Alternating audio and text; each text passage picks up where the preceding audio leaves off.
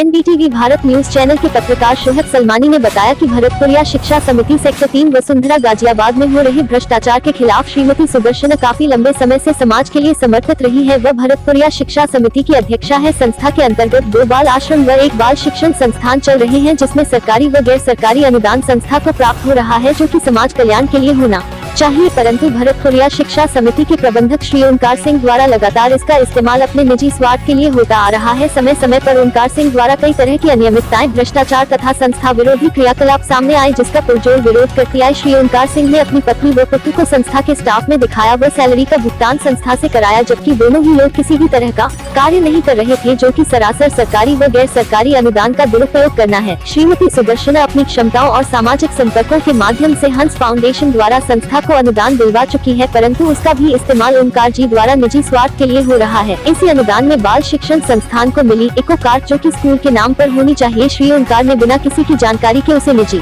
Number के आधार पर निजी प्रयोग में ला रहे हैं। ऐसे कई फर्जीवाड़े सामने आए। संज्ञान में यह भी आया कि भरतपुरिया शिक्षा समिति के रजिस्टर्ड ऑफिस सेक्टर 3/1257, जो कि श्रीमती सुदर्शना का भवन है, उस पर ओंकार सिंह द्वारा फर्जी किरायानामा लगाकर किराया लिया गया और अब अपनी कूटनीति से भवन भी हड़पना चाहते हैं। यह भी सामने आया कि श्री ओंकार सिंह द्वारा संस्था के पदाधिकारी के फर्जी हस्ताक्षर बनाकर त्यागपत्र देकर उन्हें पद मुक्त कर दिया गया। वो पूर्व नियोजित षड्यंत्र के तहत संस्था में सारे सदस्य श्री ओंकार के परिवार के लोग ही हैं, जो कि साफ दर्शाता है कि ओंकार सिंह की मंशा संस्था को सामाजिक कार्य के बजाय अपने निजी स्वार्थ के लिए इस्तेमाल करना है। भरतपुरिया शिक्षा समिति को महिला कल्याण एवं बाल विभाग से सरकारी अनुदान लगातार प्राप्त हो रहा है, जिसका पुरजोर दुरुपयोग किया जा रहा है। बिना स्टाफ के ही सैलरी का भुगतान कर दिया जाता है। फर्जी बिल, फर्जी सैलरी व ऐसी कई अनियमितताएं ओंकार सिंह द्वारा की गयी। श्री ओंकार सिंह के साथ श्रीमती सुदर्शना को शारीरिक व मानसिक आघात पहुंचाने में श्रीमती गुड्डी, श्रीमती वंदना त्यागी, श्रीमती अनुपमा, श्रीमती गीता ससोदिया, सुनील व श्री राजेश सम्मिलित रहे हैं। एक महिला को मानसिक व शारीरिक पीड़ा पहुंचाने के लिए सभी के खिलाफ उचित कार्यवाही होनी अति आवश्यक है। जब श्रीमती सुदर्शना इसके खिलाफ आवाज उठाई तो श्री ओंकार सिंह व उनके स्टाफ द्वारा उनके साथ अभद्र व्यवहार व हाथापाई की गई, जिससे उन्हें शारीरिक व मानसिक आघात पहुंचा। श्री ओंकार उनके स्टाफ के कृत्य के खिलाफ और कई लोगों ने शिकायत दर्ज की, परंतु श्री ओंकार अपनी वकालत और रुपये के जोर पर आज तक उन पर कोई कार्यवाही नहीं की गई। अब इस भ्रष्टाचार के खिलाफ बतौर अध्यक्ष व एक सामाजिक कार्यकर्ता होने के नाते शिकायत संबंधित विभागों में रजिस्ट्रार ऑफिस मेरठ, मुख्यमंत्री portal Lucknow, district magistrate, city magistrate Ghaziabad, deputy director Meerut में की जा चुकी है। श्रीमती सुदर्शना अध्यक्षा ने यह भी बताया कि उनके द्वारा की गई शिकायत मुख्यमंत्री पोर्टल द्वारा निक्षेपित की जा चुकी है व महिला आयोग उत्तर प्रदेश भी प्रतिक्रिया मिली है, जिसके अंतर्गत जल्द ही सुदर्शना जी गाजियाबाद जिलाधिकारी व संबंधित अधिकारी से व्यक्तिगत का मौका दिया जाएगा। श्रीमती सुदर्शना के एक अनपढ़ महिला होने की वजह से ओंकार सिंह अपनी वकालत, रुपए व पैसों के दम पर अपनी मनमानी चलाते आ रहे हैं। उनकी बस यही अपील है कि माननीय मुख्यमंत्री श्री योगी जी बस संबंधित विभाग द्वारा निष्पक्ष जांच की जाए। दोषी प्रबंधक एडवोकेट श्री ओंकार सिंह व उनके साथियों के खिलाफ कड़ी से कड़ी कार्यवाही की जाए व भरतपुरिया शिक्षा समिति, जो कि सामाजिक कल्याण के उद्देश्य से बनाई गई थी, उसे इस भ्रष्टाचार से मुक्त किया जाए। श्रीमती सुदर्शना के समर्थन में समाज के कई प्रभुत्व लोग सामने आए हैं। श्रीमती अंशु धवन, RDO सदस्य ऑलिव काउंटी, श्री कामेश्वर ध्यानी समाज सेवी, श्रीमती बीना बहुगुना, उत्तराखंड समाज आदि। आइए दिखाते हैं मीडिया से बात करते हुए संस्था के अध्यक्ष श्रीमती सुदर्शना ने क्या कहा। मेरा नाम सुदर्शना घिल्डियाल है और मैं कम से कम 2002 से भरतपुरिया शिक्षा समिति में काम कर रही हूँ, जहाँ मैं एक अध्यक्ष के पद पे हूँ और वहाँ पे प्रबंधक हैं श्री ओंकार सिंह जी और 7 मेंबर हैं हम टोटल वहाँ पे, लेकिन मेंबरों का कुछ भी पता नहीं है। ओंकार सिंह जी 2014 से संस्था में ऐसे ऐसे कार्य हो रहे हैं कि जो नहीं होने चाहिए, उसके विरोध अगर मैंने आवाज़ उठाई है तो मेरी आवाज़ को दबा दिया गया। मैं संस्था को चलाने में अपनी भाई बहनों से, उत्तराखंड की रहने वाली हूँ, अपने भाई बहनों से और समाज के हर प्राणी से मैंने सहायता मांगी, जिसके अंतर्गत हमारी 3 चीज़ें चल रही हैं। एक LVS बाल वाटिका स्कूल, जिसमें कि 800 बच्चे हैं। एक हमारा लाल बहादुर शास्त्री सुदर्शनम बाल आश्रम चल रहा है, जिसमें अनाथ बच्चे हैं। एक घरौंदा बाल आश्रम गोविंदपुरम में चल रहा है, उसमें भी अनाथ बच्चे हैं। और तीनों चीज़ चल रही हैं, जहाँ से कि गवर्नमेंट से हमें 2012 से ही फंड मिल रहा है, उस फंड का मिसयूज हो रहा है। इसके लिए मैंने आवाज़ उठाई तो मेरी आवाज़ दबा दी गई। सबसे पहले मैंने उनको कहा कि जब आपके परिवार वाले कोई भी वहाँ काम नहीं कर रहा है तो उनके चेक क्यों जा रहे हैं। उनकी वाइफ के, बेटे के और बेटी के चेक जा रहे थे। मेरी एजुकेशन थोड़ा सा कम होने के कारण मैं उस पार्ट को नहीं देख पाई थी। रिटर्न वाला ये हमारा अकाउंट्स का पार्ट मैंने नहीं देखा। जब धीरे धीरे मुझे पता लगा कि ये चीज़ें ऐसे ऐसे हो रही हैं, मैंने ऑब्जेक्शन उठाया तो मेरी आवाज़ दबाने के लिए मेरे साथ बहुत ज़्यादा मेरे को मानसिक पीड़ा दे दी गई। जब हमने घरौंदा बाल आश्रम खोला था तो वहाँ पे मैं एक अध्यक्ष होने के नाते मेरी परमिशन लेनी बहुत ज़्यादा ज़रूरी थी।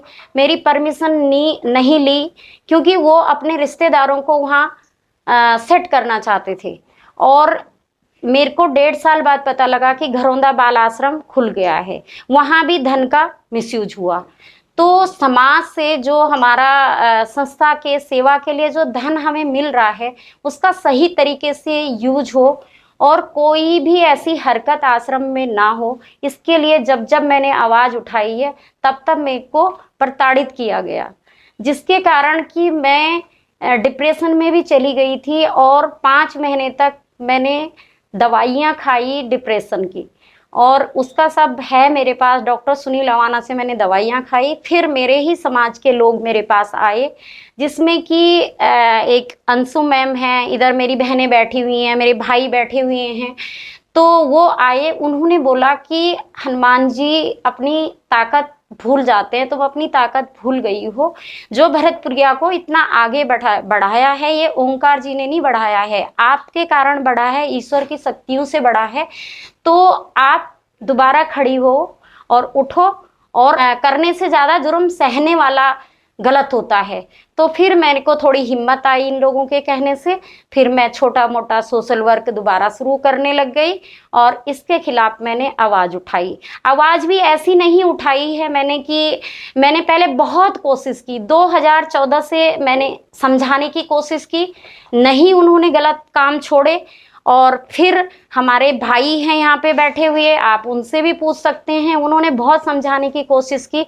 अब लास्ट में आके मुझे ये कदम उठाना पड़ा कि मैंने सीएम पोर्टल पे, महिला आयोग में, डीएम के यहाँ जहाँ भी होता है मैंने अपनी कंप्लेंट डाली हुई है। और मुझे योगी जी पे और मोदी जी पे पूरा भरोसा है और अपनी सारी बहनों पे भरोसा है। ये तो थोड़ी सी बहनें आपको दिख रही हैं, ईश्वर ने चाहा तो यही बहनें एक आदमी के साथ हजार महिलाएं, एक महिला के साथ 1000 महिलाएं आएंगी।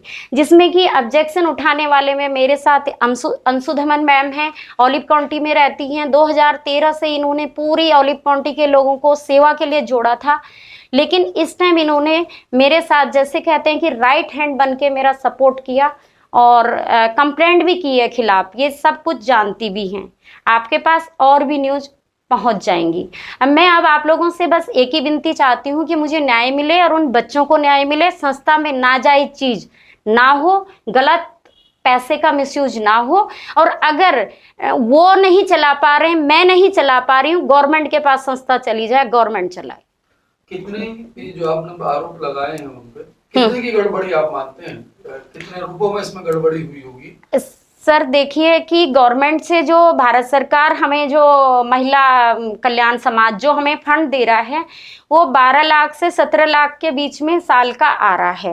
और अभी तो मैं 2018 से वहाँ पैर भी नहीं रखा है मैंने। मेरे साथ जो ट्रेजरी हुई सर, मैं वो बता नहीं पाई आपको कि जब मैं स्कूल में गई तो वहाँ एक वंदना नाम की मैडम है, वो मैंने ही रखी थी, उन्होंने मेरे खिलाफ कर दी। वो उसने मुझे हाथ पकड़ के धक्का मार के निकाला। एलबीएस आश्रम में गई तो अनुपम और गीता स्टाफ हैं, उन्होंने बोला कि तुम वहां आओगी तो हाथ पैर काट दूंगी। और तीसरा मेरे को मैं घरौंदा में गई तो जो खाना बनाने वाली थी उसने मेरे साथ बोला कि तू यहाँ पहुंचेगी ना तो तेरे बोटी बोटी काट देंगे हम। उनका भाई सुनील है, उसने मुझे धक्के मार के निकाला। नहीं, जैसा आपने बताया बहन, इसकी कोई कंप्लेंट आपने पुलिस में की या नहीं की? नहीं सर, मैं डरी सहमी मैंने कुछ नहीं किया। ये मेरा सबसे पहला स्टेप है कंप्लेंट का। जो कंप्लेंट मैंने अभी की है, सीएम पोर्टल पे की है, महिला आयोग में की है, हर जगह मैंने अब कंप्लेंट की है। उससे पहले मेरे पे कोई हिम्मत नहीं थी, मैं बोल भी नहीं पा रही थी, मेरी स्थिति बड़ी खराब थी। समिति जैसा आपकी बनी हुई है, इसमें कितने लोग हैं समिति? इसमें 7 लोग हैं सर, और 7 लोगों में से मेरे को 3 लोगों का पता है। ओंकार जी उसमें सचिव के पद पे है और मैं अध्यक्ष के पद पे हूँ, और उप सचिव दो थी वहाँ पे, उन्होंने अपने ही नकली साइन करके और उसको बाहर पहले ही बाहर कर दिया। और ऐसे ही उन्होंने मेरे को धमकी दी थी कि 1 मैन की तरह ये संस्था चलेगी। मैंने बोला कि तुम मुझे कितना भी कमजोर समझ लो, मैं 1 मैन की तरह इस संस्था को नहीं चलने दूंगी। जिसमें कि अब मुझे ये लगता है कि मुझे मेरी जान का भी खतरा है। जब इतने लोग आएंगे, जो वंदना नाम की महिला वो कहती है उसका हस्बैंड त्यागी है, कि मैं अपने त्यागी जी को बुलाऊंगी, देख लूंगी कैसे तुम बाहर निकलती। नमस्कार, मेरा नाम रेणुका है और मैं भरतपुरिया शिक्षा समिति में उपाध्यक्ष के पद पे रही हूँ और कार्यरत करती रही हूँ। और जो ये मामला सामने आया, ये काफ़ी पुराना है, लेकिन ये अब सामने इस वजह से आ पाया क्योंकि मैंने वहाँ पे जो हमारी अध्यक्ष हैं वो कहीं ना कहीं सामाजिक तौर पे बहुत ज़्यादा सक्षम हैं, लेकिन सिर्फ और सिर्फ एक चीज़ की वजह से वो आगे नहीं आ पाई थी, क्योंकि वो पढ़ाई लिखाई में थोड़ा सा कम थी। तो वो डॉक्यूमेंटेशन पार्ट और लीगल पार्ट उन्होंने कभी नहीं देखा, और श्री ओंकार सिंह ने ही वो पार्ट देखा है।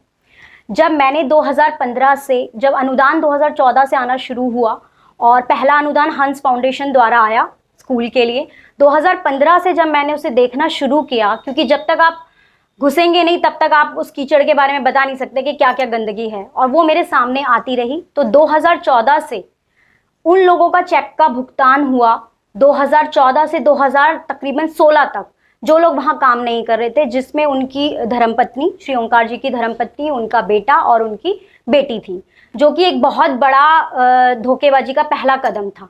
उसके बाद सामने आया कि कुछ इस तरीके का अनुदान मिल रहा है जो बच्चों को किताबें दी जाएं, तो बच्चों को किताबें नहीं दी गई। अब ये मेरे सामने हो रहा था, जिसे मैंने आगे लाने की कोशिश की। धीरे धीरे धीरे धीरे जब चीज़ें और आती गई, कुछ ऐसे स्टाफ जो हैं ही नहीं वहाँ पे, और उनका चेक वहाँ से जा रहा है। ये दोनों जगह, तीनों जगह में होता है, स्कूल में भी, आश्रम में। जो हमारे को जो संस्था है उसको महिला बाल कल्याण से जो अनुदान मिल रहा है, उसका मिसयूज का सबसे बड़ा तरीका उनका यही था कि स्टाफ नहीं है बट सैलरी दी जा रही है, और ऐसे और भी चीज़ें। सबसे बड़ी अनियमितताएं तो यही सामने आई, जिसके लिए आवाज़ उठाई गई। तो मुझे भी वहाँ पे, क्योंकि मैं एडमिन बहुत अच्छे से, बहुत सालों से संभाल रही थी, तो पहले एक तरीका होता है कि आप किसी को एक बार में नहीं निकालते हैं, आप उनको वो मानसिक कठिनाइयाँ दे रहे हैं, प्रताड़ना दे रहे हैं, ताकि वो खुद ही वहाँ से चला जाए। बट फिर भी हिम्मत नहीं हारी, और मुझे ये पता चला है, या उन्होंने बोला मुझे सामने से, आप पद में हो ही नहीं। तब मेरे संज्ञान में आया कि मेरे फर्जी हस्ताक्षर किए गए हैं और उपाध्यक्ष के पद से मुझे हटा दिया गया है, ये एक बात सामने आई। फिर जब हमने मेरठ रजिस्ट्रार ऑफिस में जाके पेपर्स का निरीक्षण किया, तो हमें और चीजें सामने आई। उसमें ये तक सामने आया कि एक सदस्य ऐसे भी हैं जिनकी मृत्यु हो चुकी है, लेकिन उनका नाम वहां पे अभी भी है। तो तब पता चला कि इन्होंने कूटनीति से जो भी सदस्य हैं वो इनके ही परिवार के हैं, ताकि कल को कभी जब सामने बात आए तो ये अपनी बात को ऊपर रख सकें। तो इस तरीके की सारी चीजें हमारे सामने आई। अब इसमें जो आपने प्रेस कॉन्फ्रेंस रखी, अब इसमें जिला प्रशासन से या सरकार से क्या मांग है? हमारी सबसे पहली मांग तो ये है कि जो भी ऑडिट की जाए, पहले सबसे पहले ऑडिट की जाए, जो भी अभी तक अनुदान आया है उसका जो मिसयूज, हम पूरा का पूरा सहयोग करेंगे। श्रीमती सुदर्शना जी अध्यक्ष हैं, वो भी सहयोग करेगी, और मैं जितने अच्छे तरीके से सारी चीजें समझा सकती हूँ और बता सकती हूँ तथ्यों के साथ कि कहाँ कहाँ क्या क्या किया गया है, मैं पूरा सहयोग करने के लिए तैयार हूँ। इसका ऑडिट किया जाए, और अगर ये जो सबसे पहले जो बच्चे रह रहे हैं वहाँ पे, जिनके साथ बिल्कुल भी सही व्यवहार नहीं हो रहा है, अनुदान सही से नहीं यूज किया जा रहा है, सबसे पहले उन बच्चों का स्थानांतरण किया जाए ताकि वो सेफ रहें और सही जगह पे उनकी देखभाल की जाए। दूसरी चीज, और हमारी योगी जी से यही मांगे, या प्रशासन से यही मांगे, जो उन्होंने ये 1 मैन आर्मी वाला चला रखा है कि सारे के सारे उनके परिवार के लोग इसे चलाएंगे, इस पे सबसे पहले एक्शन लिया जाए। और जैसा कि मैम ने कहा है कि यदि ये संस्था सही तरीके से अनुदान का इस्तेमाल नहीं कर रही है तो इस संस्था को निरस्त किया जाए, और सरकार कोई ना कोई स्टेप उठाए, और ये जो संस्था जो चल रही थी इसे वहीं के वहीं रोक दिया जाए, जो अनुदान मिल रहा है उसे रोक दिया जाए।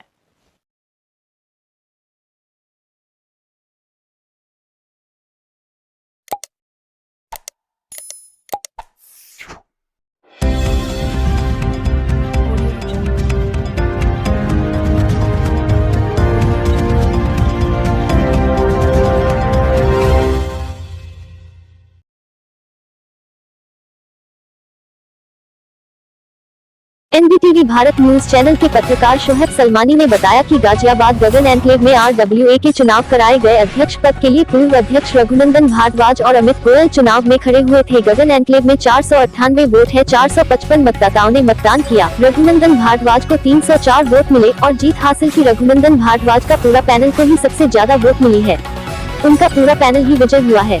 अगर बात रघुनंदन भारद्वाज के पिछले 2 साल के कार्यकाल की करें तो रघुनंदन भारद्वाज का कार्यकाल बहुत अच्छा रहा। कॉलोनी की चली आ रही समस्याओं का समाधान किया, वो कॉलोनी के हित में अनगिनत कार्य किए, फिर वो चाहे कोरोना में कॉलोनी में सैनिटाइजर कराना हो या फिर किसी को भी ऑक्सीजन की जरूरत हो, सभी के लिए कोरोना समय में भी हाजिर रहे। यही वजह है कि रघुनंदन भारद्वाज को गगन एन्क्लेव की जनता ने फिर से चुना और रिकॉर्ड तोड़ वोटों से उनकी जीत हुई। आइए दिखाते हैं मीडिया से बात करते हुए गाजियाबाद गगन एन्क्लेव RWA के नवनिर्वाचित अध्यक्ष रघुनंदन भारद्वाज एवं उनकी पत्नी सोनिया शर्मा ने क्या कहा।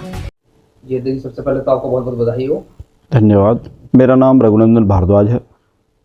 मैं गगन एन्क्लेव RWA का अध्यक्ष हूँ और एक छोटी सी समाज सेवा का प्रयास करता हूँ। देखिए, अभी हाल ही में एक चुनाव हुआ है RWA का आपकी कॉलोनी गगन एन्क्लेव में जी। उसमें कितने मतदाता हैं? हमारी गगन एन्क्लेव कॉलोनी में 498 मतों पर मतदाता सूची बनी थी, जिसमें 455 पे मतदान हुआ और 304 मत मतलब आपको मिले। जब आप इससे पहले अध्यक्ष थे जी, जब कितनी आपको वोटें मिली थी? तब 338 पे मतदान हुआ था। 338 लिस्ट बनी थी और 338 पे मतदान हुआ था और 180 मत मुझे प्राप्त हुए थे और 150 के करीब श्री अतुल शर्मा जी को प्राप्त हुए थे। जी। कैसा रहा आपका अनुभव कॉलोनी में जो आपको दोबारा अध्यक्ष चुना गया है? जी, अगर अनुभव की बात करें तो बस बड़े खट्टे मीठे अनुभव रहे। पक्ष विपक्ष तो हमारे यहाँ कुछ है नहीं, परंतु फिर भी कुछ भाई हमारे विचारों से मेल नहीं खाते।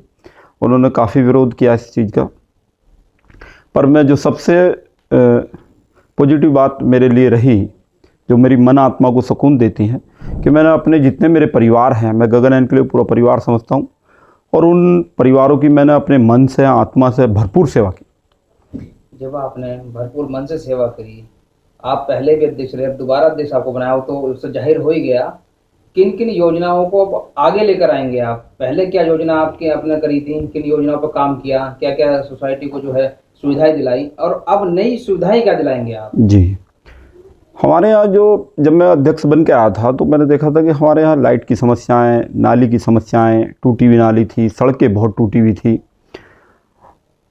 पार्कों की भी समस्याएं बहुत ज़्यादा, साफ़ सफाई की भी समस्या थी।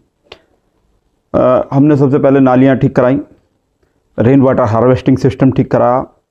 सड़कें चूँकि हमारे यहाँ 10 साल से बनी ही नहीं थी, तो हमने माननीय नगरायुक्त जी से, हमारी बहन दीदी जो है हमारी आशा शर्मा जी ने, उन्होंने बहुत प्यार दिया। मैं लखनऊ भी गया तो हमारे माननीय मंत्री श्री अतुल गर्ग जी ने बड़ा सहयोग करा, बड़ा दिशा निर्देश दिए। इन सभी के सहयोग से हमने लगभग पूरे गगन एन्क्लेव की चप्पा चप्पा की सड़कें पास कराई और हमारी दीदी जो मेयर साहिबा हैं आशा शर्मा जी ने, तो अपने कोटे से मुख्य सड़क जिसमें बहुत ज़्यादा विवाद था वो अपने कोटे से पास करके दी, जिसका अभी बहुत जल्द में ही निर्माण हो जाएगा। देखिए, आपके यहाँ गार्ड बैठते हैं जी, बारिश भी पड़ती है, तेज ठंड भी होती है, तेज धूप भी पड़ती है, तो सोसाइटी के अध्यक्ष होने के नाते और सोसाइटी की तरफ से उन गार्डों के लिए क्या सुविधाएं रहती हैं? जी, जो हमारे यहाँ गार्ड है, सिक्योरिटी गार्ड है, हमारे यहाँ 9 सिक्योरिटी गार्ड हैं, 5 रात में रहते हैं और 4 दिन में रहते हैं। तो उनके लिए छोटा सा एक केबिन बना हुआ है सभी जगह, वो केबिन में रहते हैं जी। परंतु मुझे अभी भी ऐसा लगता है कि उन्हें जैसे पूर्ण सुविधाएं मिलनी चाहिए, वो अभी उनके लिए नहीं है। अभी जो है अपनी कमेटी बनने के बाद नया विचार विमर्श करेंगे और उनके लिए कुछ ना कुछ जरूर करेंगे। लगभग कितने समय में आप कमेटी घोषणा करते हैं? कमेटी की घोषणा की बात यह है, कल भी हमारी मीटिंग हुई थी और आज भी शायद मीटिंग होगी। चूँकि चुनाव की थकान पूरी टीम को है, तो हालांकि जीत ने जितना प्यार हम लोगों को मिला है, उस प्यार ने सब थकान हमारी दूर कर दी और हम नए उत्साह के साथ मुश्किल से इस हफ्ते या अगले हफ्ते तक हम जो ये अपनी कमेटी का गठन कर चुके होंगे। अध्यक्ष जी, मेरा अंतिम सवाल ये है कि अभी आज ही सरकार ने 25 रुपये घरेलू गैस पे बढ़ाए हैं। आप कॉलोनी के अध्यक्ष हैं, आरडब्ल्यू के अध्यक्ष हैं, उसे आप किस नज़रिए से देखते हैं? देखिए, महंगाई है, निरंतर बढ़ रही है, जनसंख्या है, निरंतर बढ़ रही है, कोई चीज़ किसी के रोके से नहीं रुकेगी। 25 रुपये जो हमारे माननीय प्रधानमंत्री जी ने बढ़ाए हैं, मेरे ख्याल से कोई बहुत ज़्यादा नहीं बढ़े, परंतु फिर भी जैसे कोरोना काल के बीच में रहा, अभी नहीं बढ़ने चाहिए थे। बहुतों की आर्थिक व्यवस्था कमज़ोर है, मेरे हिसाब से ठीक नहीं है। अध्यक्ष जी, कॉलोनी वासियों ने आप पर भरपूर प्यार दिखाया है, भरपूर आपका साथ दिया है, क्या कहना चाहेंगे कमेटी के लिए, कॉलोनी वासियों के लिए? देखिए, गगन एनक्लेव कॉलोनी में आने से पहले मुझे नहीं पता था कि मेरी तकदीर में परमपिता परमेश्वर ने एक इतना बड़ा परिवार लिखा है कि जिसमें मैं और मेरे बच्चे, मेरा परिवार इतना सुरक्षित महसूस करेगा, इतना प्यार महसूस करेगा। पहले मेरा अंतर्मन प्यार था, जिसे मैं जानता नहीं था कि कॉलोनी वासी भी मेरे से इतना ही प्यार करते हैं, परंतु इस चुनाव ने ये घोषित कर दिया, ये इन परिणामों ने ये निष्कर्ष निकाल दिया कि मेरी कॉलोनी मुझे अपने इतना प्यार, इतना आशीर्वाद, इतना घनिष्ठता, इतना मुझे उम्मीद नहीं थी। और इसके लिए मैं अपनी पूरी कॉलोनी वासियों को, अपनी पूरी टीम को, सभी को बहुत बहुत धन्यवाद और हृदय से आभार व्यक्त करता हूं। और मैं प्रतिज्ञा करता हूं कि अपनी कॉलोनी के लिए मैं जितना भी हो सकेगा, तन मन धन जो भी हो सकेगा, मैं उसकी सेवा के लिए तत्पर रहूँगा। मेरा नाम श्रीमती सोनिया शर्मा है जी। कहाँ रहती हैं आप? गगन एनक्लेव सीटर 63 में रहती हूँ जी। आपके हस्बैंड की एक कॉलोनी में अध्यक्ष के रूप में बम्पर जीत हुई है, उस बारे में क्या कहेंगे आप? ये तो कॉलोनी वासियों का बहुत आभार है हम पे, उन्होंने इतनी बम्पर वोटों से मेरे हस्बैंड को विजयी बनाया है। आज मैं बहुत खुश हूँ।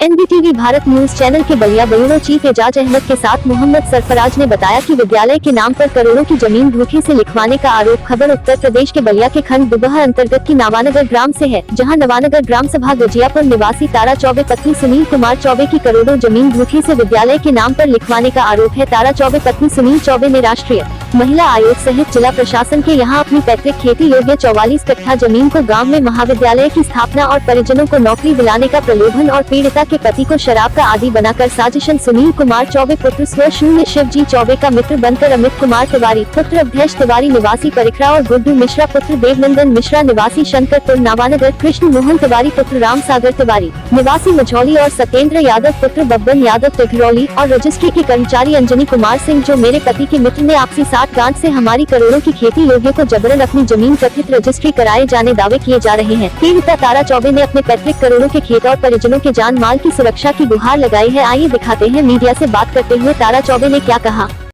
जी, कहाँ के रहने डिम्पल चौबे, कहाँ के रहने वाले? नवानगर। क्या मामला है पूरा बताइएगा। हमारे जमीन का मामला है। क्या है?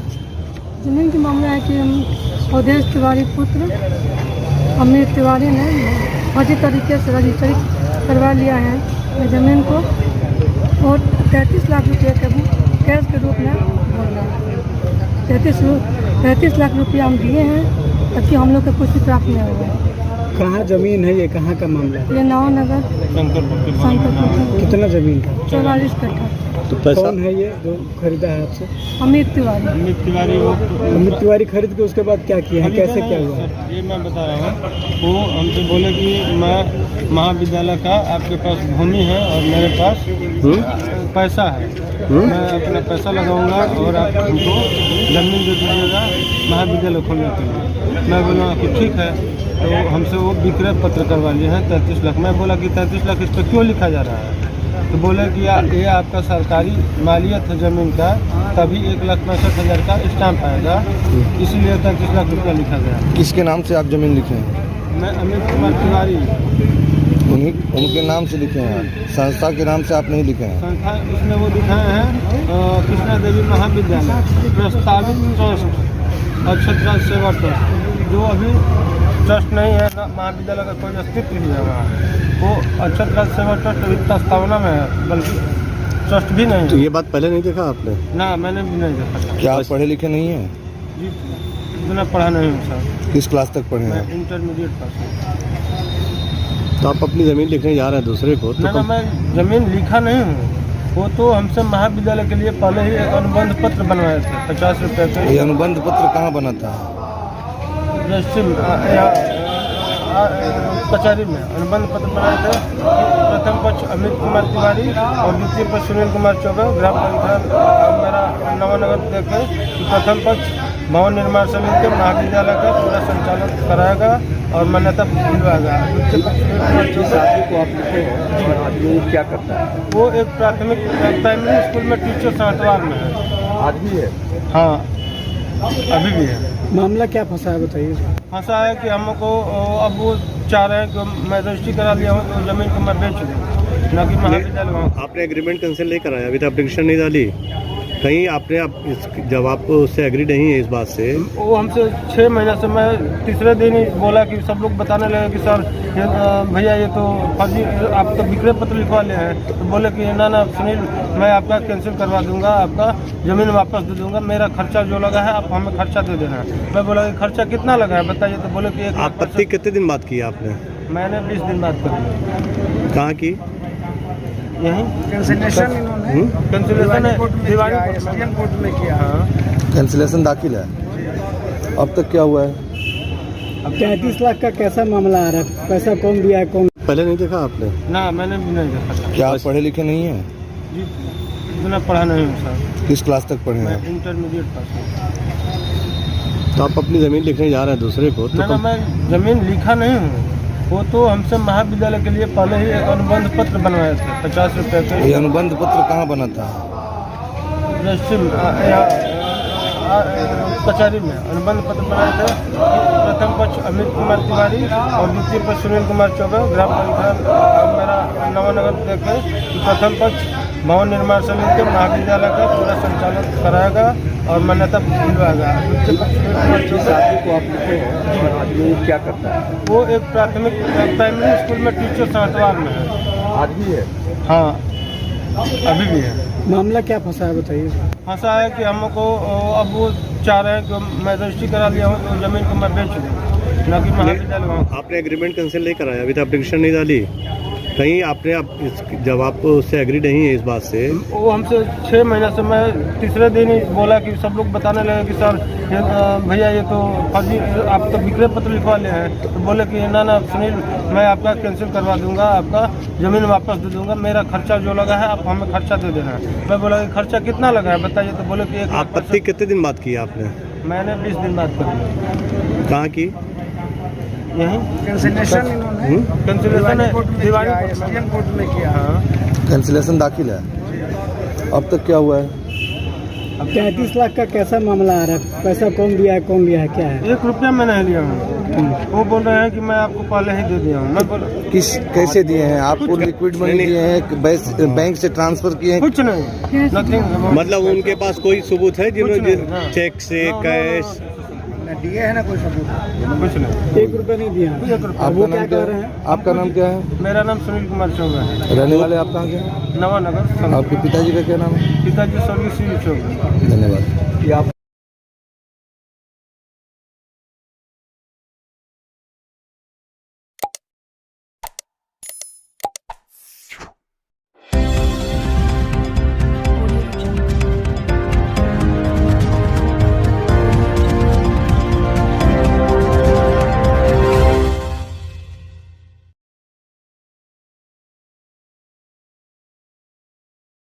एनडीटीवी भारत न्यूज चैनल के बलिया रिपोर्टर एजाज अहमद के साथ मोहम्मद सरफराज ने बताया, जनाब हाजी साहब शेख अहमद अली संजय भाई का फूलों की नगरी में फूलों से स्वागत। कल खबर उत्तर प्रदेश बलिया से, जहां समाजवादी पार्टी की सदस्यता ग्रहण करने के बाद वरिष्ठ समाज सेवी व विधानसभा सिकंदरपुर के सपा के भावी प्रत्याशी जनाब हाजी शेख अहमद अली उर्फ संजय भाई का जनपद में प्रथम आगमन पर उनके चाहने वाले व पार्टी कार्यकर्ताओं ने उनके स्वागत की तैयारी की है। टेलीफोनिक वार्ता में उन्होंने बताया है कि बुधवार 1 सितंबर को कृषक एक्सप्रेस से बेलथरा रोड उतरेंगे तथा वहां से सड़क मार्ग द्वारा अपने गृह विधानसभा क्षेत्र व गुलाब नगरी सिकंदरपुर होते हुए रास्ते में सपा कार्यकर्ताओं व अपने मित्रों से मिलते हुए पार्टी के जनपद कार्यालय के लिए रवाना हो जाएंगे। इलेक्ट्रॉनिक मीडिया के ब्यूरो चीफ जनपद बलिया के एजाज अहमद के साथ मोहम्मद सरफराज ने बताया है कि फूलों की नगरी सिकंदरपुर में स्वागत कार्यक्रम में हिस्सा लेने के बाद संजय भाई का बलिया सपा कार्यालय पर प्रथम आगमन पर उनका जोरदार स्वागत किया जाएगा।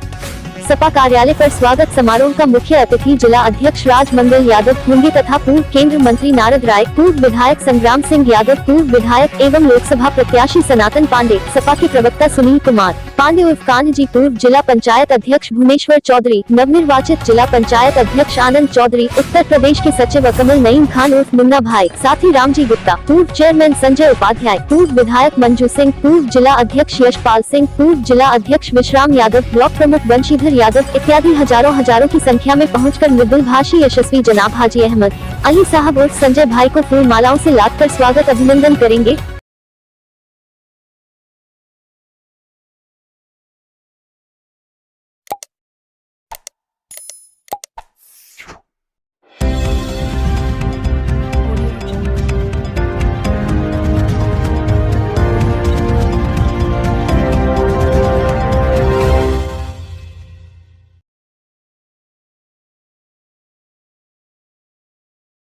एनडीटीवी भारत न्यूज चैनल के पत्रकार शोहब सलमानी ने बताया कि गाजियाबाद विजयनगर में स्टेट बैंक के पास भाजपा महानगर अध्यक्ष महिला मोर्चा पूनम कौशिक द्वारा विजयनगर मंडल की श्रीमती पूनम गुप्ता को महिला मोर्चा विजयनगर मंडल अध्यक्ष बनाया गया। इस दौरान सभी विजयनगर मंडल बहनों और भाइयों ने उनका विजयनगर आगमन पर जोरदार स्वागत किया, जिसमें मुख्य रूप से उपस्थित रहे पार्षद चंपा माहौर, समाज सेवी राजू शर्मा, सुनील यादव, सुधा, सरिता सिंह, पूजा गोयल, संजय गुप्ता, कपिल गर्ग, कमलेश शर्मा, आशुतोष गुप्ता, पिंकी ठाकुर आदि लोगों ने जोरदार तरीके से पूनम गुप्ता का स्वागत किया। आइए दिखाते हैं मीडिया से बात करते हुए नवनिर्वाचित भाजपा विजयनगर मंडल अध्यक्ष महिला मोर्चा पूनम गुप्ता व पार्षद चंपा माहौर व भाजपा नेता आशुतोष गुप्ता ने क्या कहा। जी, आज जो आपको दायित्व मिला, क्या दायित्व मिला है आपको? मुझे महानगर मंडल के अध्यक्ष का दायित्व मिला है, महिला मोर्चा विजयनगर मंडल की। कार्यकर्ताओं के लिए क्या कहना चाहेंगे आप? बहुत बहुत उनका आभार सबका। मैं चाहती हूँ सब मिलकर मेरे साथ सहयोग करें, मेरे साथ काम करें, ताकि मैं पार्टी को आगे ले जा सकूँ और उनके साथ काम करूँ। और मैं महानगर अध्यक्ष बहन जी पूनम कौशिक जी का बहुत बहुत धन्यवाद देना चाहती हूँ और हमारी पार्षद चंपा माहौर जी को बहुत बहुत धन्यवाद देना चाहती हूँ। बहन जी, आप एक स्वागत समारोह में सम्मिलित होने आई हैं, क्या कार्यक्रम है, पूरे विस्तार से बता दीजिए जरा। कल हमारे यहाँ परसों महिला मोर्चे की विजयनगर मंडल की अध्यक्ष की घोषणा हुई है, प्रताप विहार मंडल की अध्यक्ष की घोषणा हुई है और पूनम गुप्ता जी को विजयनगर मंडल की महिला मोर्चे की मंडल के अध्यक्ष बनाया गया है और उसके संदर्भ में ये कार्यक्रम है। आज जो यहाँ कार्यक्रम हो रहा है, किस कार्यक्रम में आप सम्मिलित होने आए हैं? सबसे पहले तो आप मैं बधाई देना चाहता हूँ भारतीय जनता पार्टी महानगर अध्यक्ष महिला मोर्चा को और हमारे भाई श्री संजीव शर्मा जी को कि उन्होंने हमारे बीच एक ऐसी कार्यकर्ता को मंडल अध्यक्ष का दायित्व दिया है जो जोर शोर से इस मंडल को किस तरह से सबसे अच्छा मंडल बनाया जाए महिला मोर्चे के रूप में, उसके ऊपर काम करेंगे। सबसे पहले तो पूनम जी को बहुत बहुत बधाई है और पूनम गुप्ता जी जिस प्रकार से इनका पूरा परिवार भारतीय जनता पार्टी के पक्ष में निरंतर काम करता रहा है, व्यापारियों के बीच में आपके परिवार का बहुत अच्छा प्रभाव है, तो भारतीय जनता पार्टी के लिए, वैश्य समाज के लिए और पूरे महिला मोर्चे के लिए एक तरह से एक जोश और हर्षोल्लास है। और ये पार्टी के अध्यक्ष और महिला मोर्चे के अध्यक्ष दोनों हमारी तरफ से हार्दिक बधाई।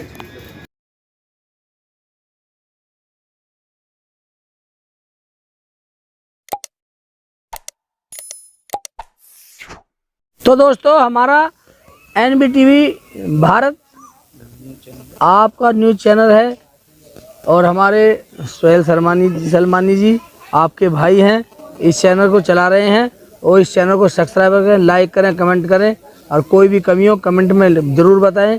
हमारे सलमानी भाई उसका सुधार करेंगे। क्यों भाईजान? NBTV भारत के लिए आप एक सब्सक्राइब जरूर करेंगे ताकि आने वाली सबसे जो पहली खबर होगी आप पे नोटिफिकेशन पहुंच जाए और आपको वो खबर सबसे पहले मिले।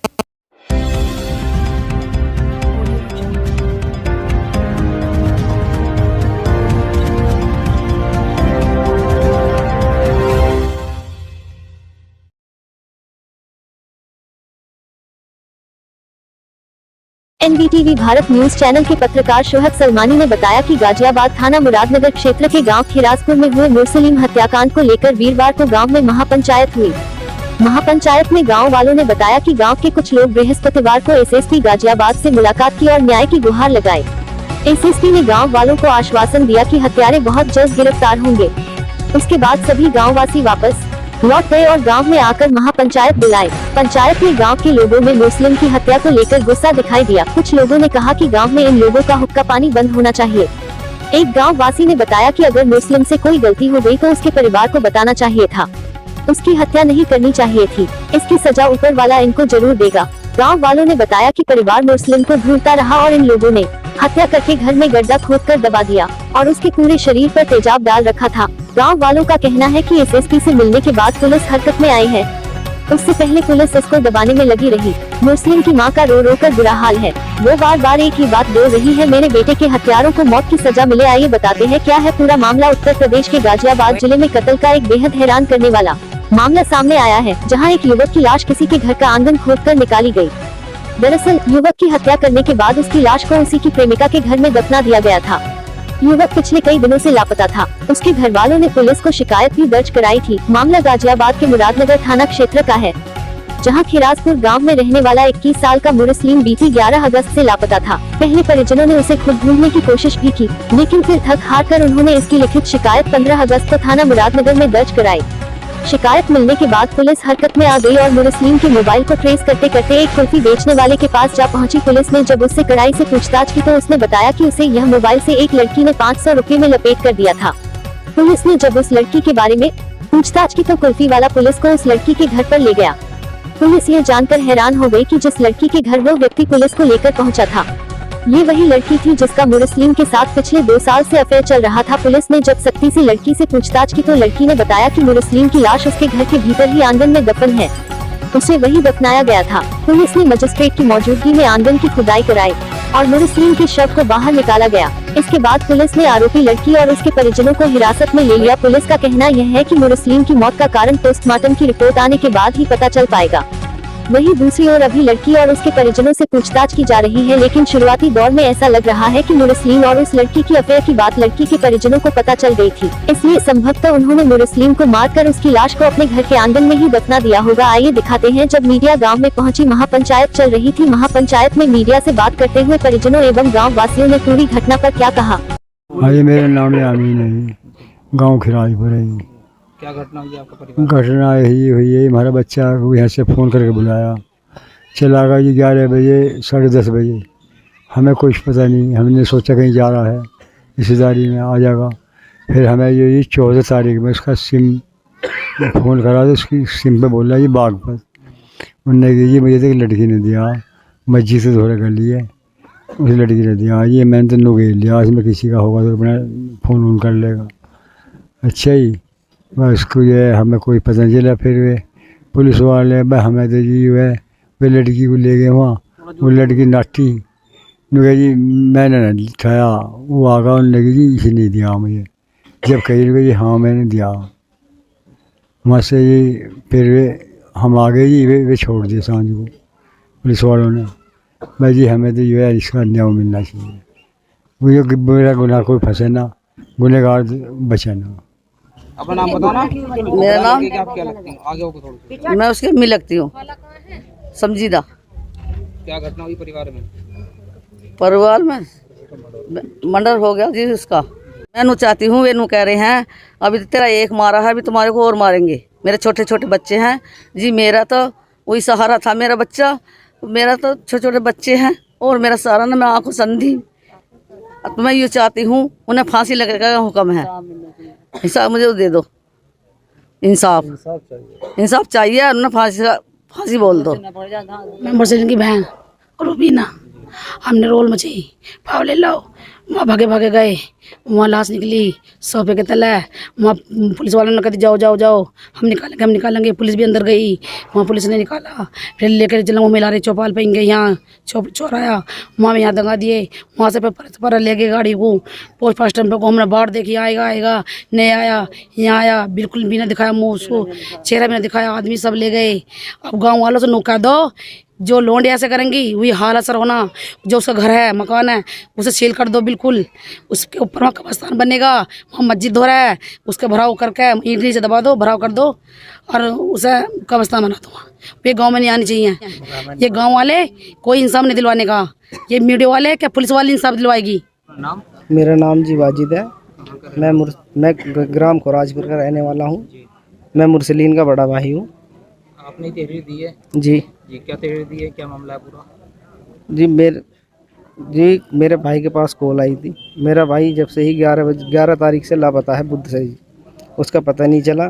कॉल इसकी टेस्टिंग पे लगवाई गई जी, पुलिस के आधार पर जी मेरे भाई का शव वहाँ मिला उसके घर लड़की के, और हमें जी पुलिस के वहाँ उनके कार्रवाई कुछ ढिल्ली सी दिखाई दी। हम कैप्टन साहब के पास आज वहाँ गाजियाबाद गए, कुछ लोग, उनसे रिक्वेस्ट की प्रशासन से, हमारा जो केस है जी अच्छे तरीके से खुलना चाहिए, जो गुनहगार हैं वे कातिल है जो मेरे भाई के, वे उन्हें सज़ा मिलनी चाहिए, जो बेगुनाह है जी वे उन्हें जेल नहीं जानी चाहिए। बस ये रिक्वेस्ट है हाथ जोड़ के जी, जो गुनहगार है कातिल है वे जेल जाने चाहिए। कितने लोग हैं, उनके नाम बताएंगे जिन लोगों ने मर्डर किया है आपके? आयशा और उसके परिवार, आयशा उसका परिवार जी, उन्होंने मर्डर किया मेरे भाई का। मुरसलीन का बड़ा भाई बोल रहा हूँ। हमने अपने भाई, मेरा नाम अंसार, गांव खिराजपुर। क्या घटना हुई आपके परिवार में? हमारे परिवार में जी हमारे भैया को फ़ोन आया था, हमने घर पता, हम जंगल थे, हम जंगल से जब आए हमारी अम्मी ने बताया, बाद में जब हम सोच रहे हमारा भैया कहीं चला गया होगा, कहीं रिश्तेदारी में, हमने खूब तलाश करा तो हमारी अम्मी ने बताई। फिर बाद में उससे फ़ोन आया था, वो खाना मैंने उसे दिया था खाने के लिए, वो खाने के लिए बैठा था, उस पर इतने फ़ोन आ गया, उनका मैंने उससे बहुत कहे भैया खाना खा ले, कहाँ जा रहा? उनका बस मैं अभी आ रहा हूँ 5 मिनट में और मैं आकर खाऊंगा खाना। वो चला गया, बस हुई थी हमें कहीं गांव में होगा या कहीं गाड़ी वाड़ी पे चला गया होगा। हमें 2 दिन हो गए, हम उसका फ़ोन ट्राई करें, उसका फ़ोन स्विच ऑफ आया। तीसरे दिन उसका फ़ोन लगता है, वो एक आइसक्रीम वाला बोलता है भैया मैं तो आइसक्रीम वाला बोल रहा हूँ। मैं उससे कह रहा भैया मजाक मत कर, हमारा भाई लापता है, अगर तुम्हारे पास हो काम वाम कर रहा हो तो बता दो। मगर ना भाई मैं झूठ नहीं बोल रहा, मगर तुम मेरी समझ में नहीं, मगर तुम समझो फिर तुम्हारे पास सिम कैसे है इसकी? क्या लगे जी मैं आइसक्रीम बेचता हूँ। मैं खिराजपुर गया, खिराजपुर में 2 मस्जिद, एक बहाली तरफ है एक मोड़ पे, उनको वहाँ से एक लड़की आती है आइसक्रीम लेने, उनको 500 का नोट लाती है, वो मुझे देती है, मैं उसे गले में नहीं डाल लेता हूँ। जब मैं घर जाकर देखता हूँ, पैसे गिनता हूँ उनका, मैं आज कितनी हुई तो मैं देखता हूँ तो उसमें सिम निकलती है।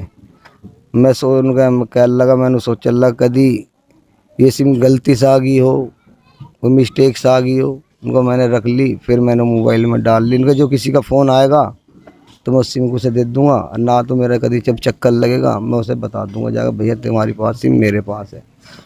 उस सिम से हमारा कॉन्टैक्ट होता है, उनने जो चीज़ मैं तुम्हें बताई है। फिर हम जी सब और तेज ढूंढना चालू कर दिया और रिश्तेदारी में सब जगह हमने पता करा।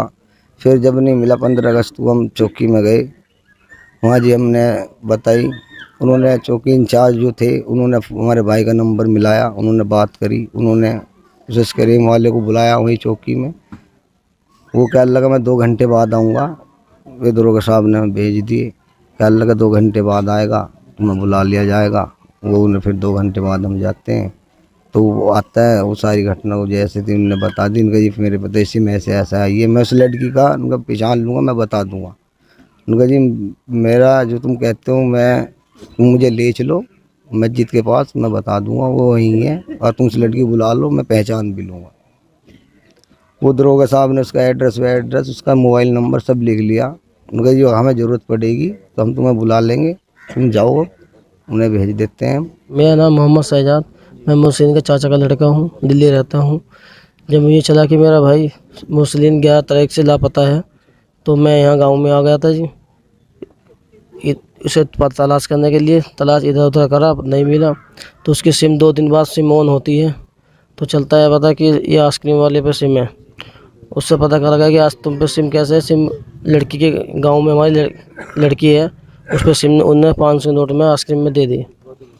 देने बाद में हमने जब सिम ऑन हुई, हमने पुलिस के लिए सूचना दी कि ऐसे ऐसे हमारे भाई की सिम जो है यहाँ बोल ली है। उन्होंने उस लड़के को बुला के पूछताछ की। उसने बताया कि हमने ये सिम इनके गांव से ही 500 का नोट में बरामद की है। मिलने के बाद में लड़की से पूछताछ की गई, लड़की ने कुछ नहीं बताया। फिर उनका फ़ोन टेस्ट पर लगाया गया मोहसिन का कि कौन कौन सी कॉल हुई है, तो पता चला कि लास्ट लोकेशन कॉल की जो है लड़की के घर की है, आयशा की लड़की के घर पे मिली। तो पुलिस आई, पुलिस ने छानबीन की तो देखा कि घर में कोई खड्डा वड्डा नहीं कोई और, देखा तो सोफे के नीचे ताज़ी मिट्टी दिखाई दी। उन्होंने मिट्टी हटाई देखा तो वहाँ शव बरामद किया। शव को तेजाब से बुरी तरह तेजाब किया रखा था, चेहरा पहचान में नहीं आया। तो हमने पहचान की, कपड़ों से कटकाठी से हमने पहचान की, हाँ मेरा भाई मुस्लिम है। प्रशासन से क्या मांगा? ये प्रशासन से गुहार है हमारी कि हमारी मदद की जाए। ये हमें धमकी दी जा रही है कि तुम्हारा कुछ नहीं होने का, पैसे के बल पे हम छुट जाएंगे। प्रशासन ने आपकी मदद की? प्रशासन ने हमारी मदद की। कोई वो नहीं कह रहे तुम्हारा कुछ नहीं होने का, तुम कितने घूम ले, हम तुम्हें भी मार देंगे। ये जो मुजरिम है वो अभी बाहर घूम रहे हैं। वहाँ लगाना चाहते हैं कि हमारी जल्द से जल्द मदद की जाए, जो गुनहगार है वो पकड़े जाए। मेरा नाम जी हाजी तराबुद्दीन है और खिराजपुर का रहने वाला हूँ। गांव में महापंचायत हो रही है, और आज एक महापंचायत के अंदर ये एक विचारणीय बात है कि यहाँ जो एक लड़के का कत्ल करा गया है और वो जहाँ दफन था वो मौके पर लाश निकाल ली गई है, और उसमें जो लोग इसके कातिल थे वो बिल्कुल निखर के सामने हैं, और पुलिस जो यानी प्रशासन उसका कोई सही उपाय नहीं कर रही है। इसलिए हम सारे पंचायत गांव वाले पूरे ग्रामवासी ये चाहते हैं कि इसका न्याय हमें मिलना चाहिए। मेरा नाम नसीरुद्दीन है। कहाँ के रहने वाले हैं आप? खिराजपुर। जो आज पंचायत यहाँ हो रही है आपकी, ये किस संबंध में पंचायत हो रही है? मैं इसमें थोड़ी जानकारी चाह रहा हूँ। एक चाचा का लड़का हमारे का, उसका मर्डर हो गया, इसी की उसमें मुकदमा भी पुलिस ने दर्ज कर दिया है। फिर पंचायत की क्या आवश्यकता पड़ी इसमें आपको? इसमें इसलिए पंचायत की आवश्यकता पड़ी ताकि वहाँ के प्रशासन की ढील रही हमारे की, हमारे प्रशासन ने जो है इसमें जो है कोई कार्रवाई ठीक तरीके से नहीं करी। इसमें आज एसएसपी साहब के यहाँ भी जाना हुआ, क्या आश्वासन मिला कप्तान साहब के यहाँ? उन्होंने आश्वासन में कहा कि हम कार्रवाई करेंगे और जेल भेजेंगे। मेरा नाम कासिम अली है, गांव खुराजपुर है। हम जो है आज कप्तान के पास पे गए थे, वहाँ से हमें आश्वासन मिला है। हम ये चाहते हैं कि हमारे भाई, हमारा चाचा का लड़का ये था भाई, हमें इसका इंसाफ मिलना चाहिए। जो इसके गुनहगार है वो जेल में होने चाहिए। आज जो गांव में महापंचायत हो रही है, हाँ, वो इसी संबंध में हो रही है। जो गांव में जो महासभा हुई है ये इसी सिलसिले में हुई है। ठीक, जो इसके गुनहगार है असली वे जेल के अंदर होने चाहिए, बस हमारी यही है मांग। मुरसलीन की चाची हूँ फिरदौसी, उनको सजा होनी चाहिए जी। जितने ने उसके गैल बुरा करा, हत्याफाई करी, घर में दफन करा, हमें इंसाफ चाहिए। हमें कुछ नहीं चाहता। ये तीसरा मर्डर है हमारे लिए, इस खानदान के लिए। ये तीसरा मर्डर है इस खानदान के लिए, और सब काम उन्हीं के ही हैं। मैं गांव में बढ़ने नहीं चाहिए, हमें इंसाफ चाहिए। हमें कुछ नहीं चाहता। तीसरा मर्डर है ये हमारे खानदान में, तीसरा आदमी खपाया उन्होंने। मेरा नाम जमशेद है जी। गांव कौन सा? गांव खिराजपुर है जी। आज आपके यहाँ गांव में जो पंचायत हो रही है, जी किस संबंध में पंचायत रखी है आपने? ये संबंध में रखी है जी। लोग जो ये कहना चाह रहे हैं कि जो इसमें अपराधी हैं वो मिलने देखने चाहिए सामने। क्या मामला? इस मामले में लड़का जो मारा है, फांसी दे गए इन्होंने, इनके घर में जो मिला है, कमर हसनैन के यहाँ जो मिला है, ये चाह रहे हैं कि इसमें जो रोधी हैं वे साफ साफ हमारे सामने आवे, हमें पता लग जावे, तो आगे आगे को हम चौकस होंगे, इन लोगों से चौकस होंगे तो अपने बच्चों को पालेंगे फिर, और जो ऐसी अपराधी चलती रहेगी तो फिर हम बच्चों को कैसे चौकस करेंगे। इसलिए पंचायत हुई है जी, पंचायत में बात रख रखी है लोगों ने, और पंचायत में जो बात को बढ़ाने चाह रहे हैं आगे को, कि अपराधी सामना पता लग जाए सामने का कि कौन कौन अपराधी है। लोगों के नाम मुकदमा दर्ज हो गया जी क्योंकि जी, पंचायत में जब रखी है गांव के मौजूदा लोग बुलाए गए हैं, आप भी गांव के मौजूदा मौजूद लोग हो जाए, तो उसमें अगर भाई पुलिस कार्रवाई नहीं करती है, प्रशासन कार्रवाई नहीं करता है, तो उसके बाद अगला कदम क्या होगा आपका? अब गांव वाले करेंगे इस काम को, गांव पंचायत बैठी है इस बारे में, गांव पंचायत करेगी, क्या मामला तय होगा क्या नहीं होगा जी।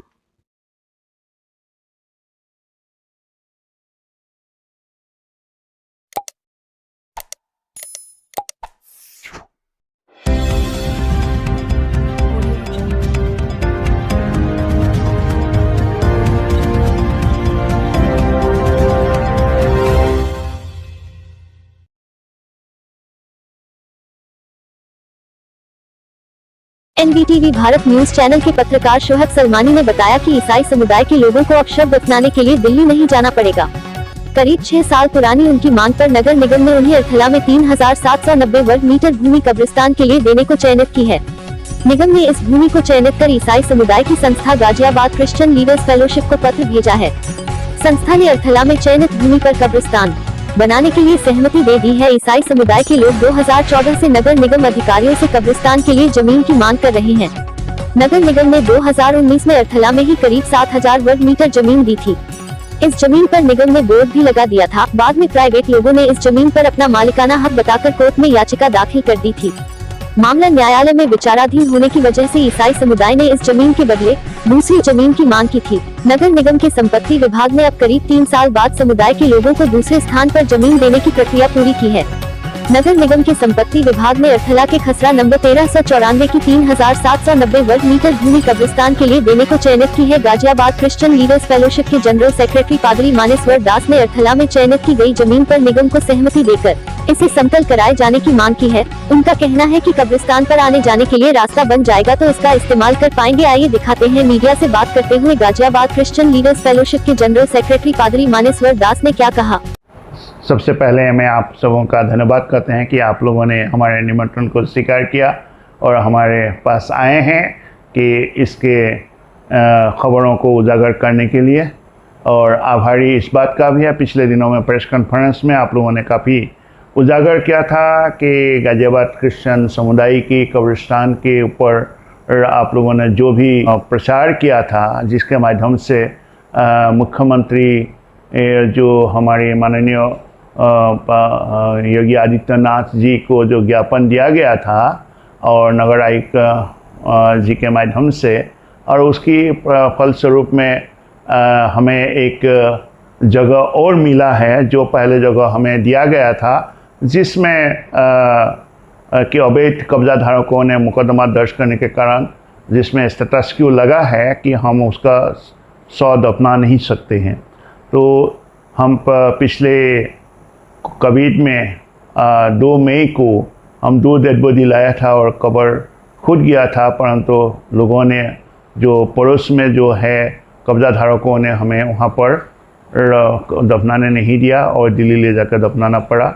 ये बात जब सामने आया तो काफ़ी न्यूज़ वालों ने इसको उठाया था, तो जिसके कारण नगर निगम मजबूर हो गया है और लगातार हमारा प्रयासों से, तो आप लोगों की सहायता से कि एक नई जगह 4000 वर्ग मीटर लगभग 3890 मीटर जगह खसरा नंबर 1394 ग्राम अर्थला में वो जगह हमें दिखाया है।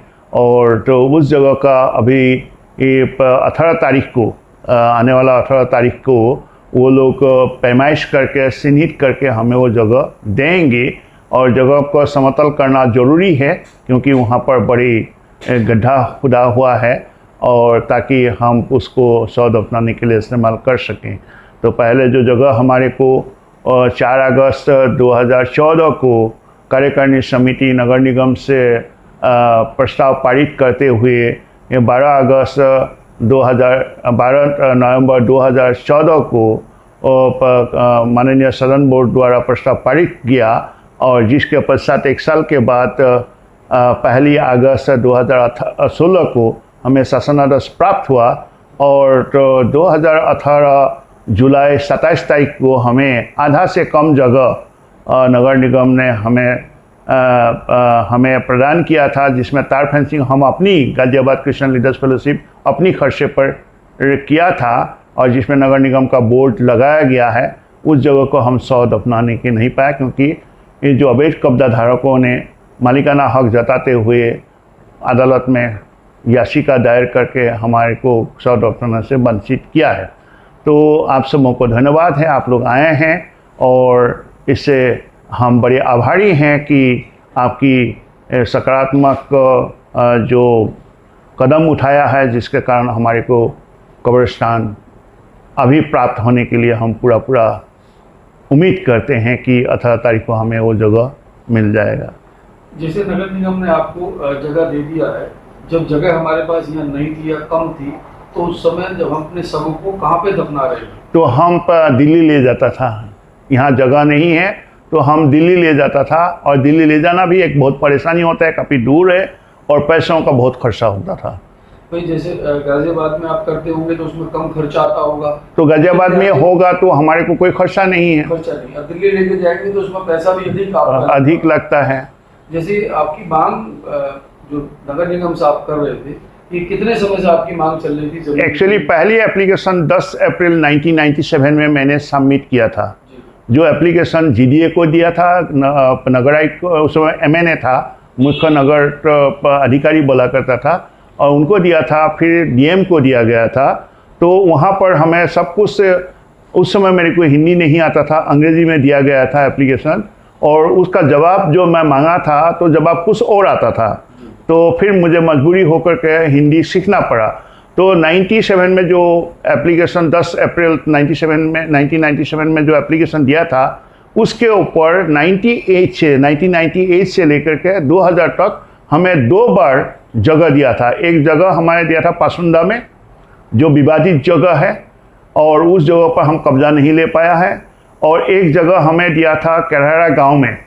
तो जो जगह वो विवादित होने के कारण तो वो भी कब्जा हम नहीं दे पाया। उसके बाद से जो है ना कि हम लगातार प्रयास करता रहा, हर महीना लगभग हम नगर निगम में पता लगा है कि कब्रिस्तान का जगह नगर निगम ही देगा, फिर हम नगर निगम में प्रयत्न करता रहा।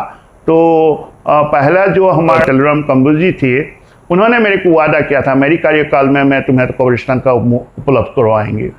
तो उसी के वादे के अनुसार 2014 में हो गया था, और तो हम 2014 से लेकर 2016 तक हम इंतज़ार किया। 2016 में शासनादेश होने के बाद 2018 में जब दिया गया तो भी हम मुद्दा वहाँ सौद नहीं दफना सकते हैं, क्योंकि जो अवैध कब्जा धारकों ने उस ज़मीन पर मुकदमा दर्ज किया है, तो इसलिए मजबूरी से दिल्ली ले जाकर दफनाना पड़ रहे हैं। इसमें एक सवाल पैदा हुआ, जैसे नगर निगम ने आपको जो आपने बताया कि अफला में हमें ज़मीन दे दी है, वो आपको नगर निगम ने किस माध्यम से बताया? लेटर आपको भेजा है, फोन आपको किया है?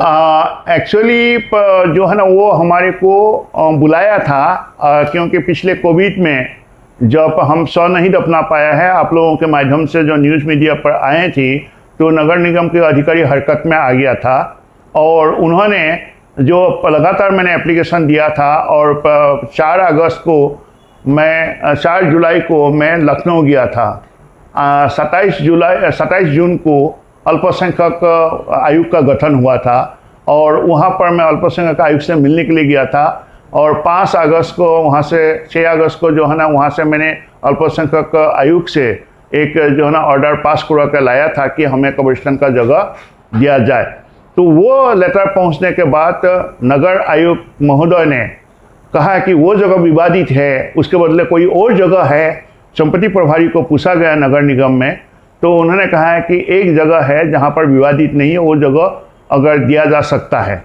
तो उन्होंने कहा है कि पहले तो सदन बोर्ड से प्रस्ताव पारित होना चाहिए, परंतु इमरजेंसी के कारण उनको पहले जगह दे दिया जाए, बाद में प्रस्ताव पारित किया जाएगा।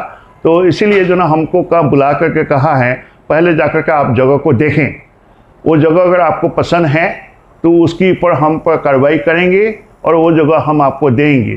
तो उस जगह को पाने के लिए कि जो है ना, जो जगह विवादित होने के कारण हम वहाँ शव नहीं अपना सकते हैं, आपको एक नई जगह देने के लिए आप एक हमें निवेदन पत्र दें। मैंने वो एक निवेदन पत्र दिया है कि आपने हमारे लिए जो वो सोचा है कि जो जगह विवादित होने के कारण शव नहीं अपना सकता है, एक अलग जगह बंदोबस्त देने के लिए व्यवस्था करने के लिए आपने निर्णय लिया। आपको बहुत आभारी है और हम क्रिश्चियन समाज आपकी सदा आभारी रहेंगे। तो वो जगह दिया गया, तो हमारी पत्र के ऊपर अभी प्रस्ताव पूरा तैयार कर रहे हैं।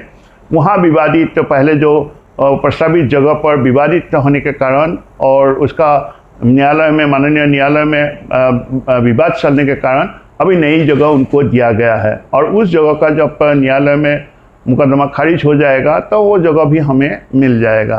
तो ये कहा गया है। जैसे आपने बताया अभी कि जो जमीन आपको अर्थला में दी जा रही है, वो अभी उसमें गड्ढे हैं, उसको समतल करा करके के लिए उसमें खर्चा नगर निगम करेगा या आपकी संस्था? ये संस्था नहीं करेंगे, नगर निगम करेंगे, क्योंकि आप लोगों का न्यूज़ के माध्यम से पता लगा है कि वो नगर निगम अपनी जेसीबी मशीन से उस जगह को समतल करा कर रास्ता बना करके हमें देंगे। तो ये आपके हमें लेटर भेजा है, बोला अभी तक हमारे पास लेटर नहीं पहुंचा है। कोरोना काल में भाई डेथें हुई, बहुत ज़्यादा दिक्कत सभी समाज को आई, आपको कितनी दिक्कतें? मतलब हमें तो भी नहीं थी कोरोना काल जो डेथ हुई, कोरोना से जो डेथ है आपके समाज की, उसमें कितनी दिक्कत होगा? उसमें बहुत ज़्यादा दिक्कत हुआ है कि 2 मई को जब हम 2 डेड बॉडी लेके आया था और 3 बजे तक जो है ना, हमने गड्ढा 10 बजे 11 बजे डेड बॉडी हमारा वहाँ पर कब्रिस्तान पे आ गया था और विवाद होने के कारण 3 बजे तक जो है उस समय पंचायत इलेक्शन का वोट काउंटिंग भी हो रहा था। संडे था 2 मई को और कोई अधिकारी कर्मचारी वहाँ पर नगर निगम का या डिस्ट्रिक्ट मजिस्ट्रेट ऑफिस से कोई नहीं आया और हमें बहुत मुश्किलों का सामना करना पड़ा। आखिर में 112 पर जो है ना पुलिस बुलाया लिया गया था। पुलिस आकर के कहा है कि हम पर ज़मीन देने की स्थिति में नहीं है, हम शांति बनाए रखने के लिए हैं और यहाँ पर आपके पास कोई कागज़ नहीं, कोई आदेश नहीं, कोई आपकी सरकारी अधिकारी कर्मचारी नहीं है, तो आप यहाँ दफना नहीं सकते है। जहाँ भी दफनाते थे, जहाँ भी ले जाना पड़ा आप लेके जाइए। उसके बाद हमें 3 बजे जब बॉडी ले जाने के लिए, वापस ले जाने के लिए किया गया, तो उस समय हम कि वो कोविड के कारण हम दिल्ली नहीं ले जा पाया और घरों में जिनका डेड बॉडी था उनके घरों में बर्फ़ में रख करके दूसरे दिन सुबह दिल्ली ले जा करके दफनाया गया है। बहुत पैसा खर्चा हुआ है और पैसों की बात अलग है। जिसका प्रियजन ख़त्म हो जाता है, चले जाता है, उनकी जीवन में बहुत सारे परेशानियां आ जाता है। बड़ी व्याकुल होता है कि पूरे ज़िंदगी भर हम मेहनत मजदूरी करके जैसे भी ज़िंदगी काटा और आखिरी वक्त हम इस दुनिया से चले जाते हैं, तो अंतिम संस्कार के भी हमारा किस्मत में नहीं है। ये बड़ी दुख की बात है। और कोविड के टाइम पर तो गाड़ियों का आना जाना भी बहुत प्रतिबंध था, तो उस समय भी बड़ी मुश्किल से हमें डेड बॉडी दिल्ली ले जाना पड़ता है। यहाँ से बुराड़ी दूर भी काफ़ी है और पैसा भी खर्चा होता है। अब नगर निगम ने आपकी बात मान ली है, योगी सरकार है, क्या कहना चाहेंगे नगर निगम? हम बहुत आभारी हैं नगर निगम के हर एक अधिकारी कर्मचारियों के लिए हम आभारी हैं। नगर आयुक्त की बड़ी आभारी हैं कि ये हमारी प्रस्ताव को स्वीकार किया और हमारे निवेदन के ऊपर कार्य करके हमें ज़मीन दिया। बहुत बहुत आभारी हैं हम।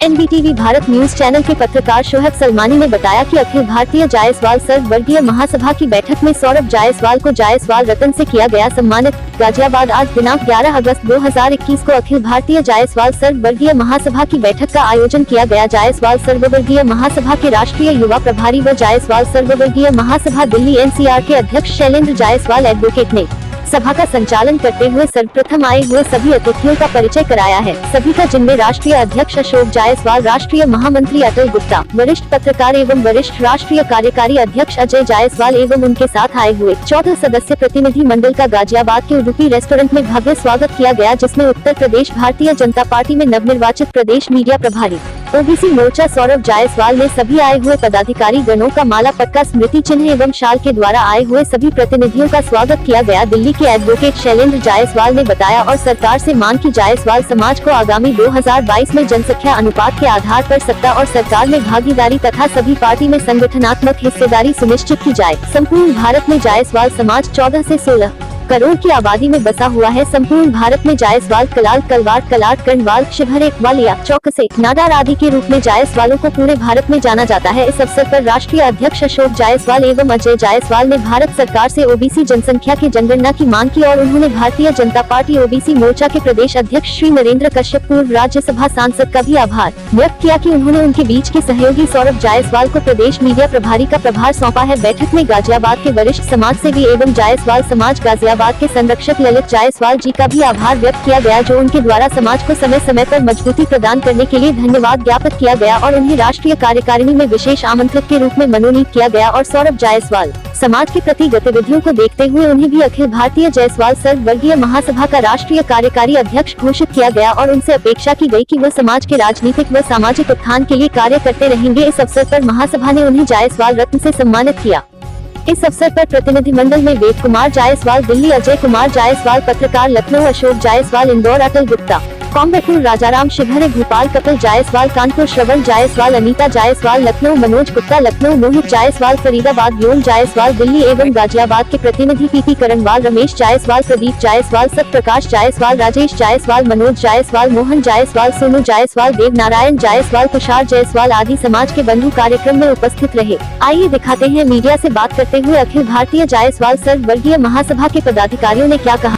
जैसा कि आप सभी ने सुना, यहाँ पर सुधी पत्रकार बंधु हमारे बीच में हैं। हमारी आवाज़ प्रदेश तक ही नहीं, देश के कोने कोने तक जाएगी। उसके सूत्रधार सब लोग यहाँ बैठे हैं। मैं अपने राष्ट्रीय अध्यक्ष से निवेदन करूँगा इस विषय को संक्षिप्त में कंक्लूड करें और समापन करें। बहुत बहुत धन्यवाद उपस्थित पत्रकार बंधुओं एवं मेरे सामाजिक देवतुल्य भाइयों और बहनों।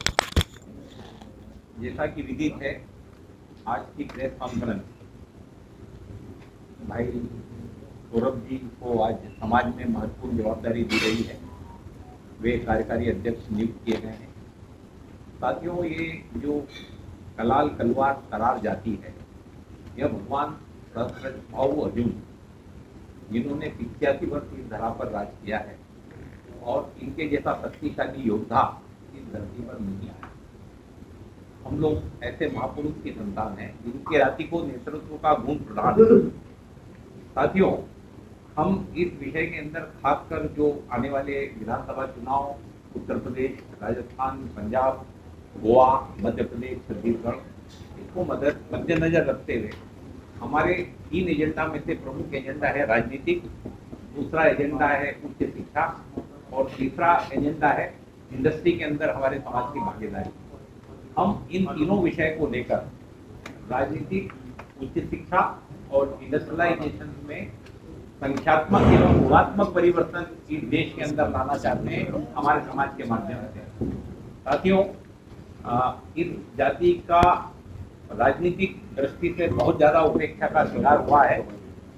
यह कालांतर में बहुत शक्तिशाली जाति मानी जाती थी, लेकिन कुछ षड्यंत्र के पूर्वक इस जाति के गौरव को नष्ट किया गया।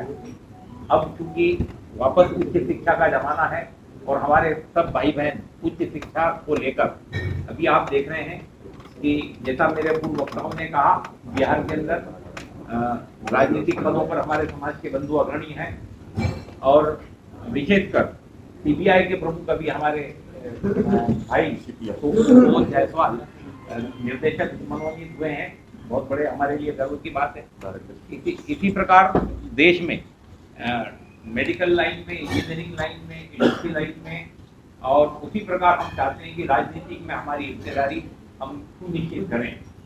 अभी पिछले 4 दिनों में हमने राजनीतिक प्रतिनिधि मंडल ने, हमारे उच्च शिक्षित प्रतिनिधि मंडल ने भाजपा के उच्च अधिकारियों से भेंट की, अनुप्रिया जी से भेंट की, और हम समाजवादी पार्टी, कांग्रेस पार्टी एवं मायावती जी की पार्टी, इन सब से बैठकर आने वाले चुनाव समय में हमारे समाज को अधिक से अधिक, जो भी हमारे सामाजिक बंधु हैं किसी भी विचारधारा के हों, उनकी अधिक से अधिक भागीदारी, उन्हें टिकट मिले, यह लड़ाई को हम अंजाम देने के लिए अभी दिल्ली में हैं और इसमें हम सफल होकर ही लौटेंगे।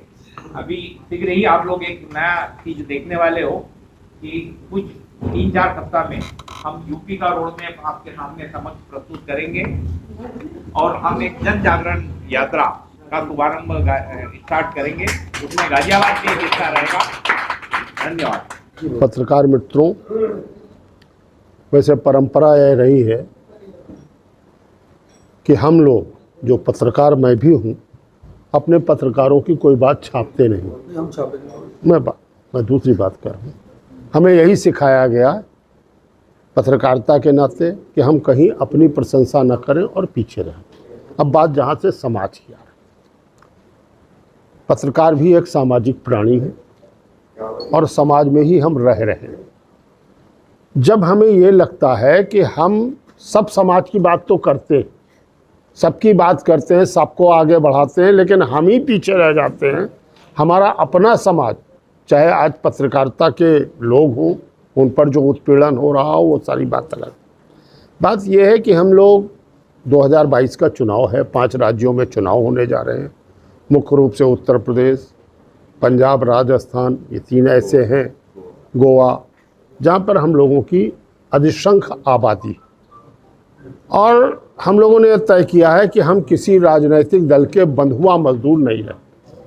हम लोगों पे आरोप लगाया जाता है कि हम एक दल से ही बंधे रहते हैं, तो अब हम निकले हैं, हर दल के पास जा रहे हैं, हर दल से अपनी भागीदारी मांग कर रहे हैं। कल हम लोग अपना दल की अनुप्रिया पटेल जी से भी मिले और लोगों से भी मिले हैं, अखिलेश यादव से भी हम लोगों की बात हुई। जहाँ जहाँ हमारी जनसंख्या भारी, वहाँ वहाँ भी हम चाह रहे हैं अपनी भागीदारी, हिस्सेदारी। इन्हीं के लिए करके हम लोग आ रहे हैं और दिल्ली में कल हम बहुत से लोगों से मिले। हम केवल एक बात मांग भी कर रहे हैं कि जातीय जनगणना जो 1931 से आज तक नहीं हुई, सामने होनी चाहिए। हालांकि कल संसद ने एक प्रस्ताव जरूर पारित कर दिया है कि जो राज्य सरकारों से एक अधिकार छीन लिया गया था कि वो जातियों को सम्मिलित करने का प्रस्ताव पारित नहीं कर सकती, वो वापस हो गया है। हम उसकी प्रशंसा करते हैं। हमारा अखिल भारतीय जातिवाल सर्ववर्गीय महासभा उसकी प्रशंसा के साथ साथ भारत सरकार से भी मांग कर रहे हैं कि 1931 के बाद से जो जातीय जनगणना नहीं हुई है वो तत्काल लागू की जाए। इस बार जातीय जनगणना की जाए जिससे पिछड़े वर्ग के जो लोग हैं उनकी क्या संख्या इस देश में सामने आनी चाहिए। इन्हीं शब्दों के साथ आप सबका बहुत बहुत धन्यवाद। मैं जायसवाल अटल कुमार गुप्ता, राष्ट्रीय महासचिव एवं उत्तर प्रदेश व महाराष्ट्र प्रभारी अखिल भारतीय जायसवाल सर्ववर्गीय महासभा, इस कक्ष में मौजूद हमारे पत्रकार बंधु, हमारे देवतुल्य स्वजातीय भाई लोग, जैसा कि शैलेंद्र जी ने और हमारे आदरणीय अजय जी ने कहा कि हमारे समाज की संख्या लगभग 16 करोड़ इस देश में निवास करती है और आने वाले दिनों में हम लोगों की राजनीतिक हिस्सेदारी बढ़े, राजनीति में हम लोग सक्रियता से आगे बढ़ें। इसी हेतु एक समाज में राजनीतिक जन जागरण यात्रा की शुरुआत करने के लिए 3 दिन पहले से हम लोग देश की राजधानी दिल्ली में आए हुए हैं और विभिन्न राजनीतिक दलों के अध्यक्षों से हमारी मुलाकात लगातार हो रही है। आने वाले दिनों में आप लोगों को इसका प्रभाव परिलक्षित होगा, नजर आएगा और निश्चित रूप से वो समय शीघ्र ही आएगा कि हमारे समाज के लोगों को राजनीति में हिस्सेदारी देने के लिए विभिन्न राजनीतिक पार्टियां अपना मन बनाएंगी और हमारे समाज के लोग निश्चित रूप से आगे बढ़ेंगे। हमारे भाई सौरभ जायसवाल जी, जो कि पिछड़ा वर्ग प्रकोष्ठ भारतीय जनता पार्टी के प्रदेश मीडिया प्रभारी मनोनीत हुए हैं, उनको मैं महासभा की ओर से बहुत बहुत हार्दिक बधाई एवं धन्यवाद देता हूं। और महासभा की ओर से मनोनीत किए गए राष्ट्रीय कार्यकारी अध्यक्ष के रूप में भी उनका मैं महासभा में स्वागत करता हूं और विश्वास दिलाता हूं आप लोगों को कि उत्तर प्रदेश की सरजमी से ऐसा आगाज होगा राजनीति क्षेत्र में कि हमारे समाज को बढ़ने से अब कोई रोक नहीं सकता है। धन्यवाद, बहुत बहुत आभार आप सभी लोगों का। शैलेंद्र जायसवाल एडवोकेट, दिल्ली एनसीआर का मैं अध्यक्ष हूँ और राष्ट्रीय युवा प्रभारी। और कल जिस महत्वपूर्ण टीम की घोषणा हुई है, अखिल भारतीय जायसवाल सर्ववर्गीय महासभा के तत्वावधान में जायसवाल समाज की सत्ता में भागीदारी सुनिश्चित हो, जायसवाल बंधु, कलवार बंधु, कलाल बंधु, कलार बंधु आगामी चुनाव में अपनी सभी विभिन्न पार्टियों से सत्ता में जनसंख्या के आधार पर अपनी भागीदारी सुनिश्चित करके किस प्रकार से राजनीतिक चेतना फैलनी चाहिए, जिनका मुझे दायित्व अजय जी, अशोक जी और अटल जी की कृपा से उसका राष्ट्रीय संयोजक का दायित्व कल प्राप्त हुआ है। तो मैं एक पुनः उस टीम के लिए सौरभ जी का नाम दिल्ली एनसीआर से प्रस्तावित करता हूं, ये भी उस राजनीतिक चेतना के लिए एक संयोजक के नाते। दूसरे संयोजक मेरे साथ जो इस टीम के हैं श्री राजाराम जी बैठे हुए हैं, उनसे भी निवेदन करूंगा कि वो अब में जो विषय है मित्रों, मेरे वरिष्ठ पत्रकार अजय जी इस विषय का प्रतिपादन करेंगे। विषय केवल मूल समझने का जो है, किस प्रकार से ये 14 करोड़ का समाज उत्तर से लेकर दक्षिण तक, कश्मीर से लेकर कच्छ तक और कैसे नॉर्थ ईस्ट से लेकर के केरला तक हर प्रांतों में कहीं न कहीं विभिन्न वर्गों के नामों से जाने जाने वाला यह जायसवाल कलचुरी वंशीय सहस्त्रार्जुन भगवान के पुत्र 16 करोड़ की जनसंख्या में प्रत्येक प्रांतों में कहीं पर जायसवाल है, कहीं पर भगत है, कहीं पर शिवहर है, कहीं पे कर्णवाल है, तो कहीं सुदूर दक्षिण में इडवा और एजवा और कलाल भंडारी के नाम से जाने जाते हैं। ऐसे लोगों का राजनीतिक प्रभाव बढ़े, जिनको समाज में गौरव प्राप्त है, ऐसे सांसदों का उनको आशीर्वाद प्राप्त हो। जैसे मैंने कहा, श्रीमती रमा देवी जी शिवहर से सांसद हैं, हमारे समाज की हैं। डॉक्टर संजय जायसवाल जी हमारे समाज के गौरव हैं, जो बिहार प्रदेश के भाजपा के अध्यक्ष हैं, मुख्य सचेतक लोकसभा हैं। ऐसे ही गोवा से वरिष्ठ सांसद 3 बार केंद्रीय मंत्री रहे, ऐसे श्रीपाद यशो नाइक जी जो वर्तमान में पर्यटन और जहाजरानी केंद्रीय राज्य मंत्री हैं। इन सब से पिछले 2 दिनों में मुलाकात कर यह सुनिश्चित किया है कि जायसवालों का राजनीतिक भागीदारी सुनिश्चित हो सके, जनसंख्या के आधार पर हमको अनुपात में सीटों के बंटवारे में हमारी भूमिका निर्णय हो सके।